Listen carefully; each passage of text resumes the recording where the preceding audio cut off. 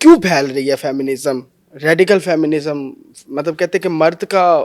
وجود ہی ان کو پسند نہیں ہوتا، اور اس سے ہم جنس پرستی بھی جو ہے وہ کافی زیادہ عروج پکڑ رہی ہے ہمارے ہاسٹلس کے اندر، ہماری یونیورسٹیز کے اندر. کیا ریزن ہے؟ دیکھیں، ایک تو ریزن یہ ہے کہ ویسٹ کی طرف سے ایسی آئیڈیالوجیز این جی اوز کے تھرو، اس میں کوئی دوسری رائے نہیں، اب تو یہ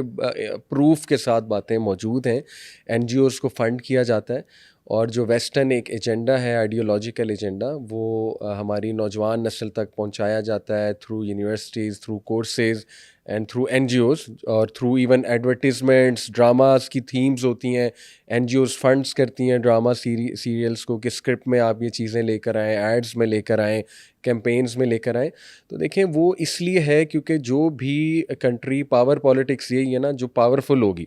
اس کی کوشش یہی ہوگی نا کہ اپنی ہی آئیڈیالوجیز کو باقیوں پر بھی تھوپا جائے، تاکہ وہ ایک ذہنی غلامی، یعنی سب کو ہم اپنے جیسا کر لیں. ایک تو اس کا وہ پاور پالیٹکس والا اسپیکٹ ہے.